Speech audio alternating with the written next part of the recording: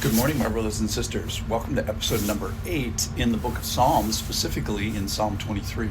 So I started today's meditation as more of what does the Lord call us to? But I didn't end there because you can't go through Psalm 23 without just appreciating what the Lord gives us. So I'm going to give a little bit of the psalm and then kind of the response to that. So devote with me. Here we go. The Lord is my shepherd. So then let's proclaim him as shepherd. This is a concept, a picture that's all the way through the Bible. And let's please him by addressing him as shepherd. Know him, be a sheep, be a good sheep, know that you're a sheep, and act like a sheep, which is to know that you're not the shepherd. I shall not be in want. Let's set ourselves in commitment and want only what he wants for us. Do not desire what he does not want for us. Know that his desires are best. He makes me lie down in green pastures. Let him find that place for us, that we can lie down, green, pastoral. To know him is to rest in him. He leads me beside quiet waters. Let's know that the waters do sometimes broil and the waves can overwhelm, but he leads and we can follow. He has places to rest in him that are green and still. He restores my soul. This is about the absolute center of our being. And if you cut off part of your body, it's still somewhere in there. This is eternal. This is the eternal center that longs for heaven. This is where you cry out in desire for a better country, and where we know that the desire for that and we know for the ultimate desire of the country that's on our spiritual passport. This is the spiritual center that can take a beating here on the planet. So for those of us in need of renovation or repair or renewal, you've come to the right place in Psalm 23. We've come to the right shepherd. We've come to the soul refurbisher. He leads me in paths of righteousness for his namesake. And it would be against his character to have those who characterize themselves of the shepherd to walk in any path that does not reflect his character. It is his desire and his call to have you and me be led on a path that reveals his charms of his character. And at the end of the day, his name increases and our name decreases. Even though I walk through the valley of the shadow of death, I will fear no evil, for you are with me. Your rod and your staff, they comfort me. You know this world has plenty of evil and fallenness in it.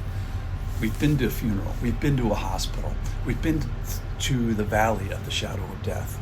Yet we will not fear. Yet we will not trepidate about the evil that is before us. How can this possibly be? For you, God, are with me. And this is the great mystery of the attention and the incarnation of our dear Lord. He comes, he calls, he attends those whom he elects. And he comes with big sticks. The shepherd does not come unarmed. He repels those who are not of his flock. He repulses those who have offended his flock. And 2, the shepherd does not come unequipped for the shepherding of his sheep. He offers correction and rebuke and teaching and training for those who would receive it. You prepare a table before me in the presence of mine enemies. You anoint my head with oil. My cup overflows. Here, he allows his enemies to get close enough to see the table that is prepared for us. There will be those invited, but have not yet received, who see this table prepared. It is prepared in a sense for the believer and for the not yet believer, perhaps the soon-to-be believer. And the good Lord shows his opponents, his creation, his common graces, and here, his table that is for his children. There, heads are anointed as testimony, cups are overflown, as witness to those who are not in the family. This is the great surprise of Psalm 23. Surely goodness and mercy shall follow me all the days of my life, and I shall dwell in the house of the Lord forever. For the days of this life and for the days of the next, you get the relentless contact of God, a God you didn't deserve. He is holy beyond measure, and we are not holy by any measure. He makes us holy by association with his Son. He makes us holy by substitution. He makes us holy by miswounding his Son. By his wounds we are healed. This gives us access for the days of this life, intimacy with him for days of this life, and for the days to come after our heart stops beating.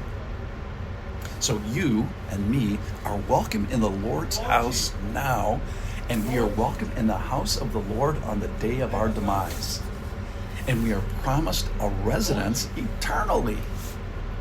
So you are to be addressed identically with the Lord eternally. Friends, these are the demands of Psalm 23, but this is the call and the gift of Psalm 23. So yes, there are some demands, but I started with demands and I ended with delight. So let's enjoy him today. Thank you, Lord. Thanks for listening.